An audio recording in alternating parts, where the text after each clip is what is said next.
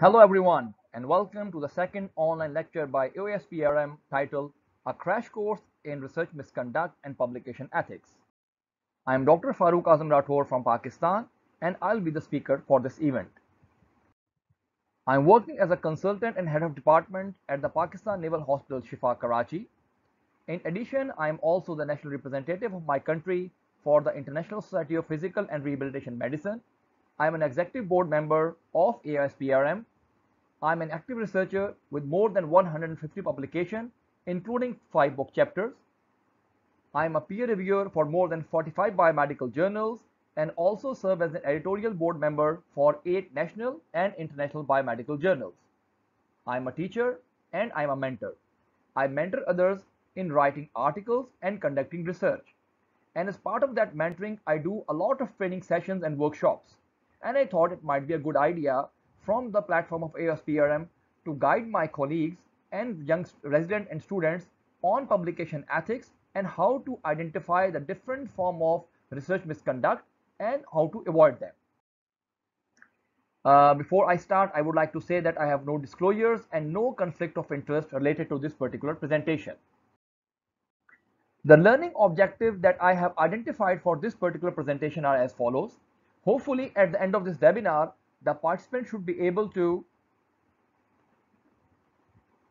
identify and summarize different forms of scientific misconduct. They will be able to describe the authorship criteria as per the International Committee of Medical Editor Journal Guidelines. These guidelines are globally accepted and are part of journals all around the world. You will also be able to enlist different forms of plagiarism. Now, whenever we talk of plagiarism, most of my colleagues, they think that plagiarism is all about copy and pasting text from one part to another part. But today I'm going to explain that plagiarism goes beyond simple copy and paste. There are other different forms of plagiarism that you need to identify and you need to avoid. And hopefully you will be able to understand different strategies and then apply in your own practice in order to avoid scientific misconduct. Due to the changing paradigm in research and writing all around the globe, there is a race going on. The important participants of this race include attending physicians, faculty and consultants, trainees or residents, and nowadays students. You might ask, what kind of race is this? And I would say, it's actually a rat race to publish more and more. Nowadays, right from a student to an attending or faculty member, everyone wants to publish. And while most of them are publishing in the right way, there are colleagues and there are people who try to cut corners or who try to do things that are not legit or not scientifically valid. And that goes under the umbrella term of scientific misconduct and publishing misconduct. And for at least for the developing country, the ground reality is that while the teaching and training in research methodology and biostatistics is really good, but unfortunately, for most of the institutions, there is no formal training in research and publication ethics specifically. As a result, some people willingly or unwillingly do scientific misconduct. And once they are caught, you would see different kind of reactions. The youngsters or the novice researchers or the residents might say, seriously, this was wrong? Nobody told us. Then there are some who feel offended and they feel as if they have been cheated by their other colleagues. But unfortunately, there is a group of people who, despite doing all research misconduct, would say, so what? Everyone around me does this. So why shouldn't I doing this? But we need to understand that why do we have this conflict of understanding things? This is because life is all about principles and not perspective. So two people can interpret the same thing in different ways. Who should be an author? Who should be a first author? Second author? What constitutes plagiarism? Should I copy paste or what should I do? So please try to understand that life is all about principles and not perspective of individual people. And that's why for this particular important lecture, I would like to disclose my sources of information which you can go online and explore and verify your own self. And these include the guidelines issued by the International Committee of Medical Journal Editors, the Medical Ethics Manual of World Medical Association, and there are more than 200 countries which are member of WMA, which means that whatever guidelines they issue are actually global guidelines followed by most of the medical organization all around the world. Apart from that, Council of Science Editors and COOP, which is Committee on Publication Ethics, and it is based in UK, and it often issues certain guidelines regarding publication misconduct and research ethics. Apart from that, I would like you to please explore the publishing and research ethics section of Elsevier Publishing Campus. It's an excellent resource and it would give you a lot of good ideas on how to identify and how to avoid scientific misconduct. So starting with the type of misconduct, and I would like to keep it simple, and I would like to share ideas that you will remember in your practical life whenever you go back. So in order to understand and remember the different types of misconduct, I would like you to remember this mnemonic, FFP, very simple. And I would pause here for a couple of seconds, and I would like you to please reflect and like write it down that what would you think that FFP stands for? What kind of misconduct I'm talking about? And please remember, I'm only going to use internationally accepted nomenclature, which means that misconduct can be described in many different terms, but I would like to stick only to the international nomenclature which is accepted by all the organizations I have just listed. So just write it down maybe in the chat box or on a piece of paper that what does FFP stands for, and I'll take a quick pause of 5 to 10 seconds.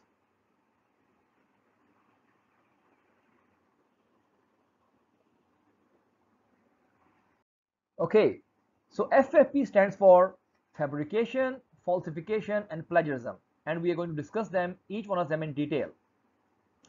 Fabrication, you can say, is the lowest form of scientific misconduct, and it is defined as making up data or results and recording or reporting them. This means that someone does not do any work at all, and they actually fabricate results. They simply cook up data. Not only they cook up data, they actually write articles, theses, and dissertation based on that fake and cooked up data. And this is what is fabrication. To fabricate, that is to make things out of thin air. Nothing has been done, but a person comes up with a whole article. That is fabrication and the lowest form of scientific misconduct. The second is falsification, and as the word indicates, to falsify, that is to make something, to do something and then to sort of like create a false image, and that could be manipulation of the research materials, images, data, equipment, or processes. So what do I mean by this? So by research material mean, for example, you are conducting a pharmacological research on, let's say, a dosage of two different drugs, drug A versus drug B, and your initial hypothesis was that I'm going to compare 50 milligram of drug A versus 100 milligram of drug B. But you falsified the results, and instead of using 50 milligram, you actually use 75 milligram of that drug. So you falsified the results. People falsify images and they manipulate the images, and since we know that because of very strong image editing softwares, it is possible to alter the images as well. And please remember, altering the image in science is considered a form of falsification, and you shouldn't do that. Data falsification. So someone was collecting data, and the aim was to collect data of, let's say, 200 patients, and because of lack of time or lack of resources, he or she was able to collect data of only 180 patients. So instead of truly reporting data of 180 patients, he or she falsifies data of 20 extra patients. So 180 patients are genuine, but these 20 patients who he or she has falsified will be considered as falsification. Then you can also falsify the use of equipment. For example, you said that I'm going to use ultrasound at 3 megahertz for 15 minutes, but actually use, let's assume, 1 megahertz only for 10 minutes. This is all falsification, and this is a form of scientific misconduct which you need to avoid. Apart from that, it also includes changing or omitting data or results in such a way that the research is not accurately represented. And many a time what happens that your hypothesis is, for example, that drug A is better than drug B. But if you do your research accurately and honestly, the results come out to be that drug B is better than drug A. So you need to report your results as honestly as possible. Please don't fabricate and falsify your results just because you want to suit your initial hypothesis. That would be falsification. And the last thing is plagiarism, which is defined as deliberately using another person's work without permission, acknowledgement, or without giving appropriate credit. Now, I would like to describe this plagiarism in a little bit more detail, and I would like to say that plagiarism is like Hydra.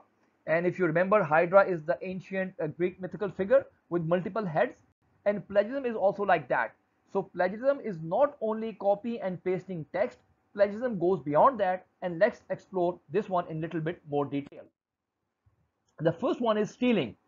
Stealing is defined as copying a sentence or even a unique phrase, and in some cases the whole paragraph, and then passing it off as your own. What would you call verbatim? Or a joke? What people do? They do Control C and they copy a text, and then they start doing Control V. That is verbatim, and that is stealing, and that is the form of plagiarism, which is pretty easy to detect even by simple doing a search on Google. The second thing, or the second form of plagiarism, is known as patchworking. And patchworking means using words and phrases from a source which may or may not be acknowledged and patching them together into new sentences. And this comes in two forms. So for example, the first form is the one in which a person takes out 10 or 12 different sentences from different articles and patches them together in a form of a new paragraph, and he or she actually references all of these sentences. Now the problem is that this form of patchworking is known as aggregation, and the person is known as aggregator, someone who aggregates things. And this is also not considered something really good, because the problem is that if you only aggregate sentences from different sources, so what is original in your own research article? But the worst form is the one in which a person picks up different sentences from different articles and combines them into a single paragraph but does not quote or cite them. This is true patchworking, which is considered a form of plagiarism and is a scientific misconduct. You can also say that it is a remix version, right? Insufficient paraphrasing, another form of plagiarism. And before I describe this insufficient paraphrasing, you need to understand that paraphrasing is the way in which we write articles. Paraphrasing simply means that you read an article or you read a text and then you try to rewrite or describe that text in your own words. That is totally acceptable, that is legit, and this is how we write articles. Insufficient paraphrasing means taking an author's word and changing them slightly without quoting the actual text. So you are doing two wrong things here. Number one, you are taking the author's word, you are not paraphrasing them correctly, you are simply changing certain words. For example, instead of strong, you use word powerful. For tall, you would use long. For best, you would say very good. So this is not the right kind of paraphrasing. And the second issue is you do not quote the actual text. So it makes it insufficient paraphrasing, which is a form of plagiarism and which must be avoided. Misquoting. Whenever you quote another author, please make sure that you quote exactly what was said. Many a times we read text and we read statements in the article, but we do not go to the reference list and try to verify that statement, because in general the science is based on a principle of mutual trust. People trust that writers, author, physician who publish article are honest, good people, and whatever they are saying is correct. And this is where some people try to exploit and they try to misquote. And misquote means that they try to quote and attribute something to some people who have never said that. And please remember, do not take misquoting lightly. It is something that can actually result in retraction of your article. I'll give you a quick example. So look at this article that was recently retracted a couple of months back, and one of the reasons that was given for retraction of this article was the manuscript misquotes and selectively cites published paper. References number 16, 17, 25 and 26 are all misquoted, which means that those references did not say the thing that these authors mentioned in their articles. So please be very specific and do not misquote. People ask, I mean, what's the big deal? Why you make so much noise about plagiarism? Why it is wrong? So I'll give you a couple of answers. Number one, if you take someone else's work, you are not giving them credit and it is unfair to them. This is cheating others, and you can say it is a form of academic theft. If you are not allowed to cheat others monetarily, you are not allowed to steal other people's property. So why you are stealing their ideas and their hard academic work? It is a form of academic theft. If you don't do your own work, which means you will not develop the skills you need. And please remember, in order to survive in the academic world, you have to develop certain skills. You can't get away with plagiarism all the time. So if you're involved in plagiarism, you actually cheat your own self. It's all about your own personal integrity. And the problem is you may actually damage your future study and employment prospects. Who would like a dishonest student or employee? And at this particular stage, I would like you to please go and explore retractionwatch.com. You might have heard the word Hall of Fame, in which famous people who have achieved a lot in a particular field, they are honored and their names and their pictures are hung up in the halls. So you can say that Retraction Watch is actually a hall of academic shame. Yes, academic shame. So people who have been doing plagiarism and scientific misconduct, this is a website which tracks all those cases and they display these cases on their website. So please do go online and explore retractionwatch.com and it will give you a lot of good ideas.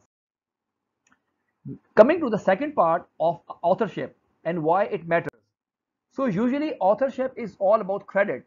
It really feels good if your name is among the first or second author in a good article. And yes, obviously publication would bring you fame. And if you just remember the names of different diseases like Virchow's triad, which was proposed in 1787, or maybe Hashimoto's thyroiditis.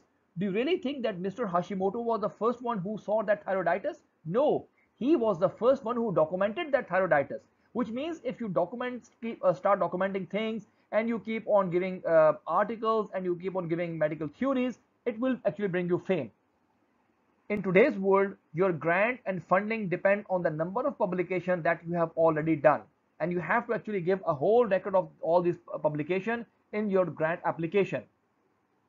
And in most of the cases, you have to have a certain number of publications in order to get promoted to the next rank. But please remember that nowadays, authorship is also about accountability, which means who is the author of fraudulent paper. And whenever I say who is the author of a fraudulent paper, it means even if it is one author or 20 authors, whenever that article will be retracted, all of the author will be blacklisted. So you need to be very careful while deciding authorship.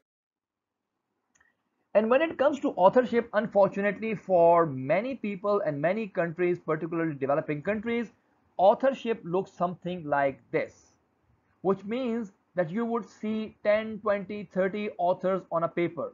I'm not talking about large scale international collaborative research, which can probably have 50 or 60 authors because the collaboration is spread across 20 countries, is 5 years long collaboration and has like 50,000 patients. I'm talking about small article coming out of a single institute which have like 8, 10 or 15 authors, and that article is based on like 50 patients or maybe 30 patients, and you would be amazed that who contributed what in order to get an authorship in that paper. So you need to understand, and I'm going to explain in detail, the official criteria for authorship which is recommended by the International Committee of Medical Journal Editors. Please remember that thousands of biomedical journals are member of ICMJE and they endorse this authorship criteria. So you need to understand and then whenever possible follow this criteria while deciding the authorship in your articles. There are 4 important components of this criteria. The first, and I have highlighted the important concept in red. The first one is substantial contribution to the conception or design of the work or acquisition, analysis or interpretation of data for the work. Many a time people claim that I gave the idea, I should be an author. Some say I helped you collect data, I should be the author. Some of the colleagues say I helped you do the analysis, I should be the author. And some say I did the interpretation and the result generation, so I should be the author. It actually creates a lot of confusion. So first thing is, yes, each one of them can qualify for authorship, but there's an important thing which is and. which means if you do this thing, you also have to do another thing.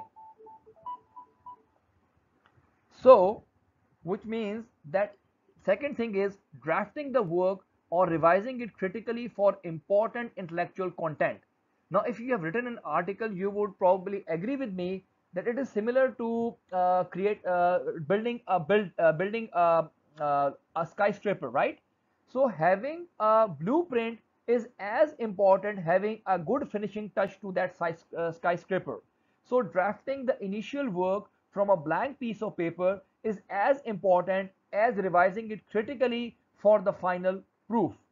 But you need to understand what do we mean by revising it critically.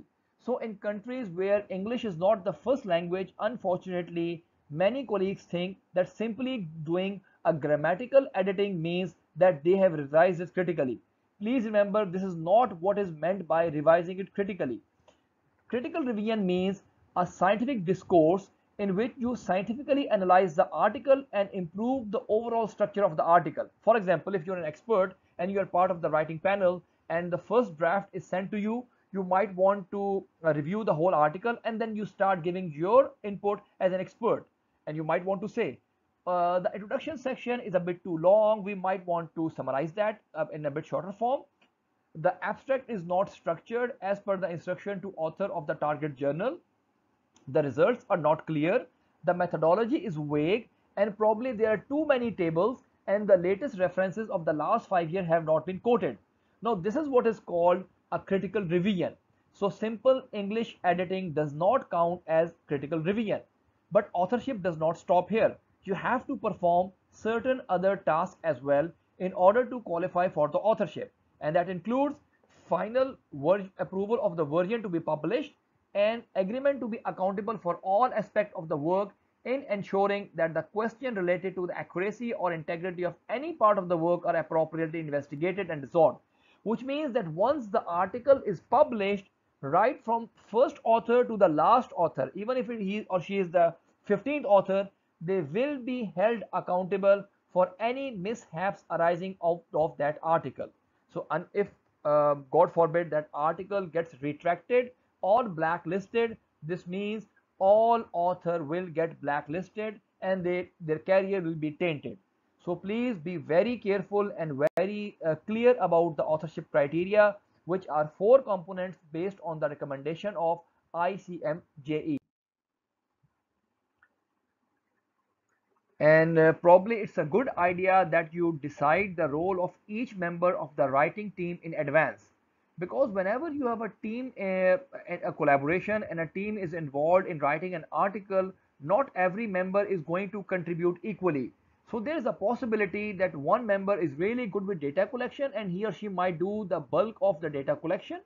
Then some other colleague is more fluent with writing English and his writing is beautiful. He has a good grasp over English language and he might say, okay, I'm going to do the first draft.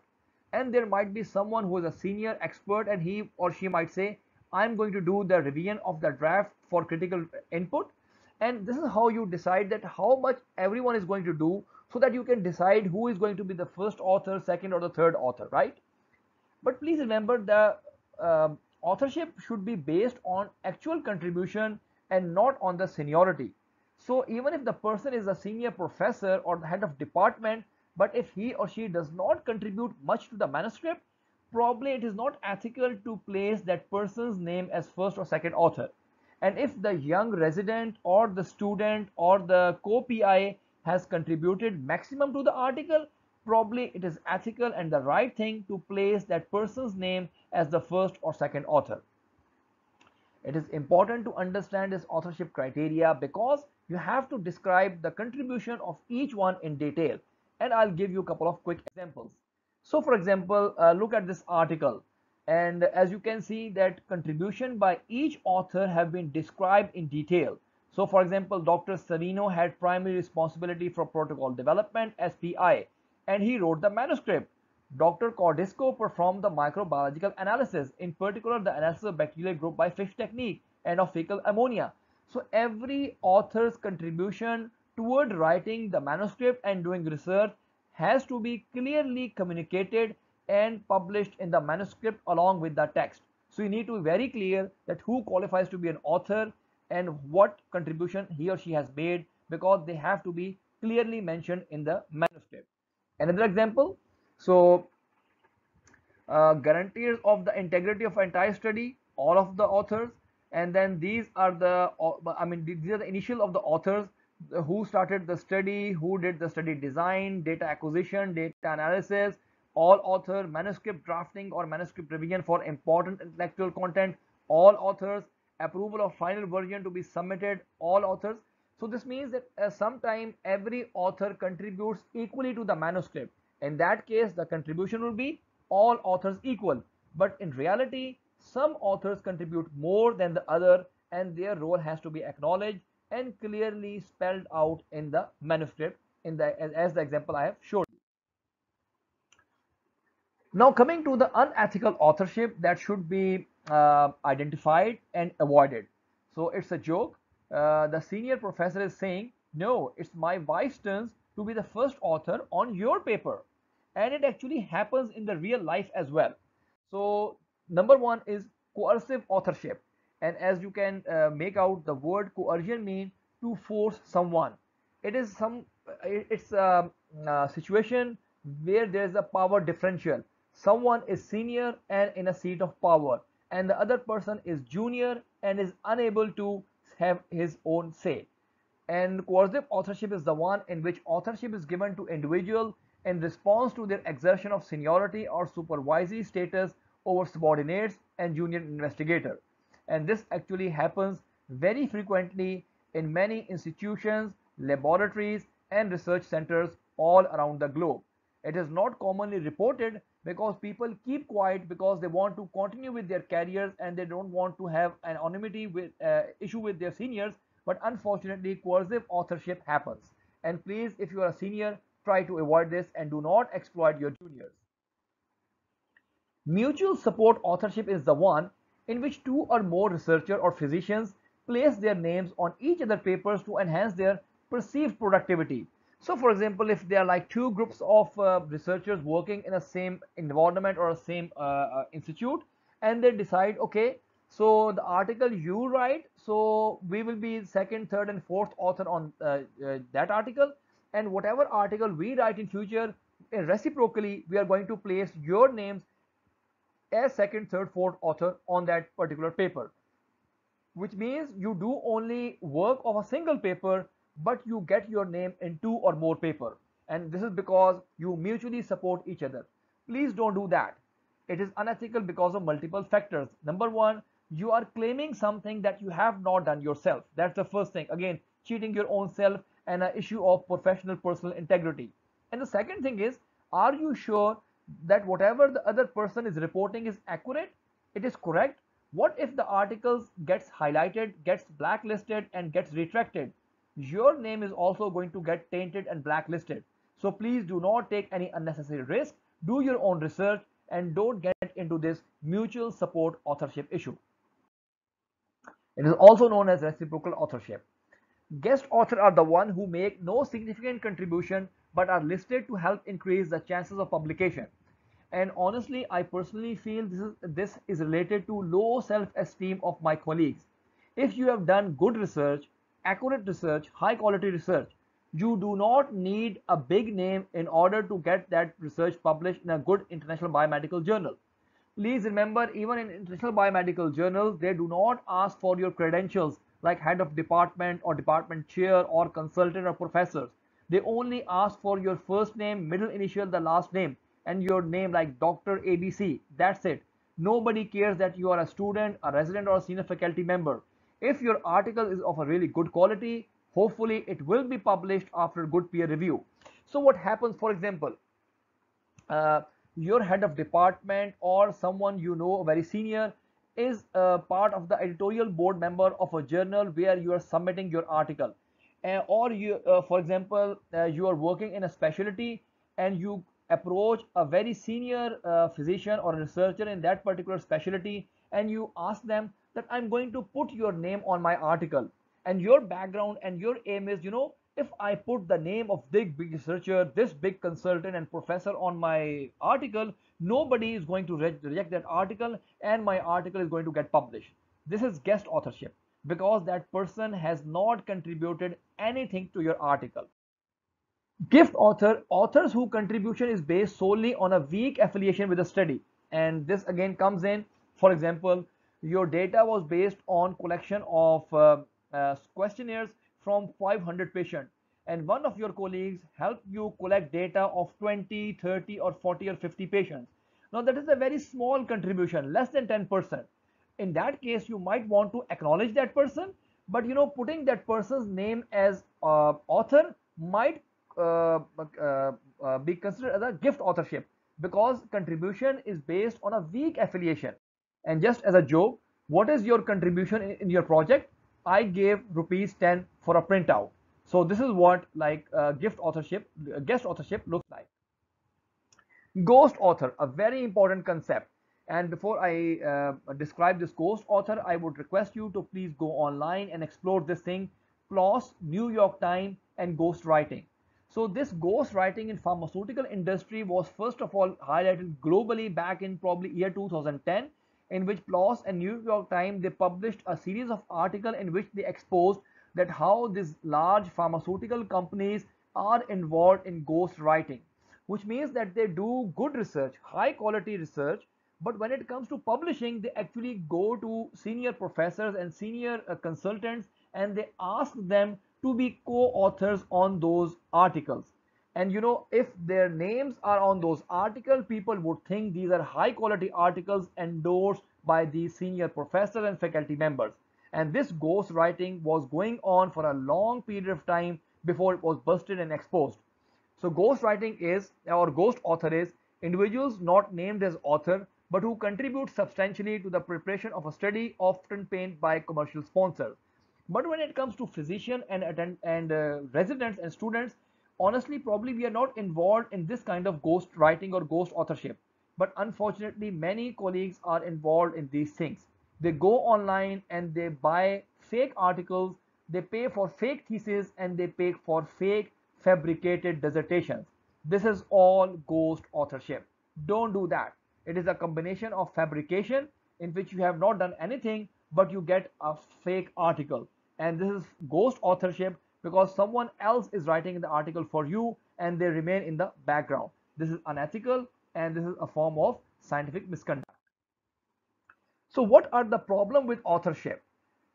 Again, the problem is number one, many authors on a paper do not meet the International Committee of Medical Journal Editor criteria. This is how it is, unfortunately. But the problem is that people do not know about the criteria of authorship. I'm not sure about my colleagues who are attending this lecture, but whenever I do these kind of workshop, at least in Pakistan, and I ask even abroad in developing countries, and I ask my colleagues that please raise your hand if you know about the ICMJ criteria for authorship. And most of the people, they are not even aware of this criteria, and they say that we are listening to this criteria for the first time. And then there are some people who think that this definition is unworkable. These four criteria that you talk of, or the IGME recommends, they're not workable in my environment. I work in a very strict environment. If my consultant or my professor says that you have to put my name as the first author, I cannot say no. Unfortunately, I totally agree that in some cases it's not possible to say no, and you have to work in that kind of environment in which you are not supported. But please remember, your own personal professional integrity demands that at least you should know what is right and what is wrong. And whenever time comes that you are a senior person yourself, please try to stop this circle of exploitation and do not exploit your juniors in the name of coercion or in the name of ghost authorship or guest authorship, and probably things would change for good. Coming to the last part of this lecture, that is what would be the prevention strategies. So we have identified different form of plagiarism, we have identified the different form of scientific misconduct, that is fabrication, falsification and plagiarism, and we talked about unethical authorship, and we also, I mentioned this retractionwash.com, which I would strongly recommend all of you to explore. Now we should be, I will be talking about the prevention strategies. So if this is the wrong attitude, what is the right thing to do, or how I can avoid these kind of plagiarism and scientific misconduct? So before I start off, now people say, what are the different reasons for plagiarism? Please remember, there is no reason for plagiarism or any unethical behavior. These are only false excuses that people make whenever they conduct things like these. And these excuses might be, this topic was boring, I was never interested, my senior simply asked me to do that, I had to do it somehow, so I did this plagiarism. Or it is okay if I don't get caught. I know people who have been doing this fake thesis, dissertation, and article for a long period of time. So what's the big deal? I'm also going to do falsification and fabrication because I know it's okay till the time I don't get caught. Or maybe I was too busy to write that paper. I was busy in my outpatient department with my patients. I had to go to the party or my friend's marriage, whatever you say. Oh, the second thing, excuse, I have to do research somehow because everyone is doing that and I also have to publish, or everyone around does it. It is a culture in my department that people do fabrication, people do falsification, and people do plagiarism. So how I can get out of this culture? Please remember, these are all false excuses, and excuses are the nails used to build a house of failure. If someone involves him or herself in scientific misconduct, at some stage he or she will get caught, and that's going to cause him embarrassment, retractions, and in some cases it might actually cost them their careers. So please do not give excuses and try to follow the ethical behavior in publications whenever possible. But we need to understand that there are certain contributory factor toward plagiarism, and I'm using the word contributory, that they're not the real cause, but they do contribute to this plagiarism, and these have been scientifically validated and studied in the last couple of decades. Number one is pressure to publish. I just told you there's a rat race to publish more and more. So right from a student who has to publish in order to get a good match in the USMLE,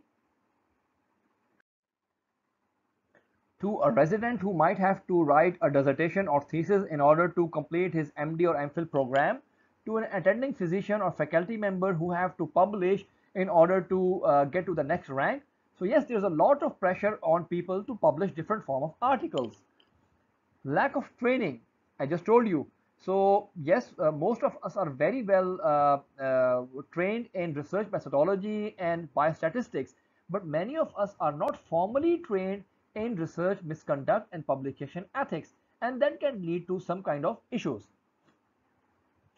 Apart from that, limited English and writing proficiency, specifically for those people who do not have English as their primary language, is a major barrier, because once people cannot properly paraphrase a sentence or a paragraph in English, what they do? They simply try to copy and paste, and that constitutes plagiarism.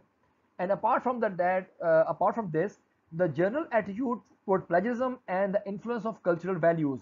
For example, in some cultures, it is a matter of pride, and it is actually considered a great thing to read and then read, quote, and sort of reproduce whole paragraphs verbatim, specifically quotations and writings of people who are considered as great people in their own societies.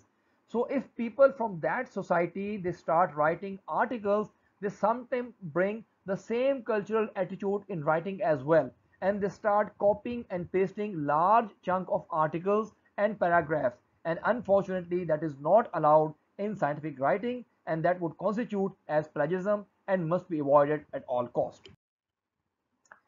Now coming to the last question, that okay, how to actually avoid plagiarism? I wish it was easy, and if someone plagiarizes an article, it would happen. What would happen to them? That is, length of my nose is directly proportional to the number of plagiarized articles that I have published. I mean, it's on a lighter note. It's the famous story of Pinocchio, and whenever the Pinocchio lied, his nose started to grow. But in real life, we are not Pinocchios, and our nose will not grow. So we need to understand that there are different strategies that we can employ in order to avoid plagiarism. And I'm going to describe the strategies that I found very effective for my colleagues, and I'm going to share them with you as well. Number one is training. And please remember that as adults, we are responsible for our own training. And lack of knowledge and lack of the rule is lack of knowledge of rules is not an excuse.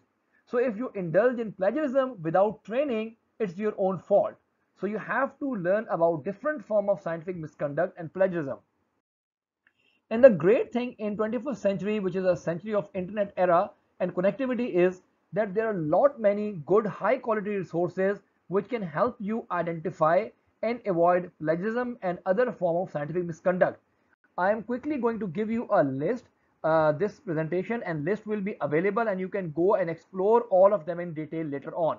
So for example, the Office of Research Integrity of the United States of America. It's an excellent resource and a guide to ethical writing is going to teach you a lot. I mentioned this Committee on Publication Ethics, and the great thing about publication Committee on Publication Ethics is that they have different case studies as well, and you can actually read the case studies, and these case studies will help you understand that what is right and what is wrong. National Science Foundation of United Kingdom has a separate section on research misconduct which you can explore, and the scientific misconduct blog retractionwatch.com is going to give you a lot of ideas. Apart from that, Enago is a very good source for learning scientific misconduct. Monash University has a separate section on academic integrity, which I would strongly recommend you to explore. And how well do you know plagiarism is actually an online plagiarism questionnaire or a quiz which you can attempt, and you can see that what is your level of understanding of plagiarism after this lecture. Apart from that, you have, if you are a mentor, if you are a supervisor, if you are a teacher or faculty or a professor, please remember you have to set good examples and you have to act as a responsible mentor and supervisor of your student and trainees. If you set good standards, your students are going to follow those good standards. But if you indulge in plagiarism and scientific misconduct yourself, your students are unfortunately going to take up all those bad habits and are going to indulge in research misconduct as well. So you have to be very responsible. You have to teach them. You have to train them. You have to tell them what is right, what is wrong, and they don't have to cut corners, and you have to support them. So it's your responsibility as teachers and mentors. And one of the reasons that why people plagiarize and why do people cut corners and why do they go for this fabricated dissertation and thesis is that they don't plan ahead. If you have a 4-year degree program, probably it's a good idea that you start working on your research right from the beginning. Why do you wait till the 3rd year or the last year? Then you don't have time, and then you're going to indulge in all these things. If you're a faculty member and your next promotion is due in the next 5 years, why don't you start working right from now? Why do you work till the last year and then you are in a hurry and you are in a rush to get articles, and then you keep on requesting others and like coercing others and getting all these fabricated kind of articles? So please plan ahead and don't rush. And please remember, good science is never rushed. And as in the real life, you would like to collaborate only with honest people.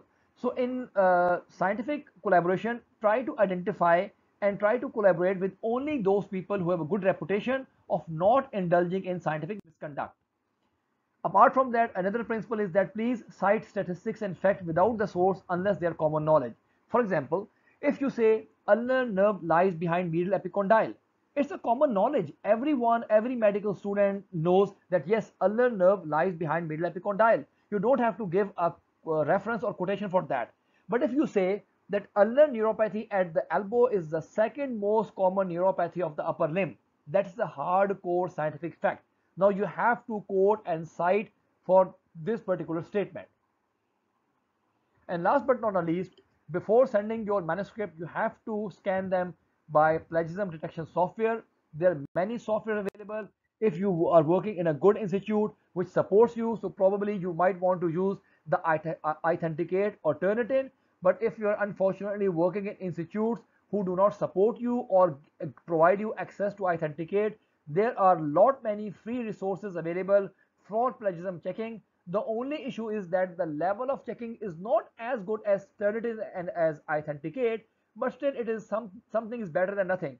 So if your own institute is not supporting you, you might want to explore the free plagiarism detection software, and some of the example I have provided you on this slide. And whenever you scan your manuscript through these software, they actually give you a similarity index report, which means that they would tell you that how much of your text is similar to the other text already published in articles, in journals, in books, and that can give you an idea that how you need to revise your article in order to make it less similar to the already published data. And last but not the least, and probably the most important thing on how to avoid plagiarism and research misconduct is please lead by example. It's pretty easy to give lectures, it's pretty easy to listen to talks, but it's very difficult to go back to your work and then act ethically as a beacon of light. So the take home message is there are only two ways of spreading light, to be the candle or the mirror that reflects it. So please be an ethical person, work on your own professional integrity, and try to sort of explore all these concepts that I just told you: fabrication, falsification, plagiarism, unethical authorship, the criteria for deciding authorship as per the ICMJE, and hopefully you are going to make a difference in your life and in your students and colleagues' life. I thank you very much for your patient listening. If you have any question, comments, and addition, I will be glad to answer them. If you want to have a copy of this presentation, feel free to please email me at my email. I would also like you to please explore my YouTube channel and also my ResearchGate profile, where you're going to find many other resources and presentations as well. Thank you very much again. Stay blessed and stay safe. Take care. Goodbye.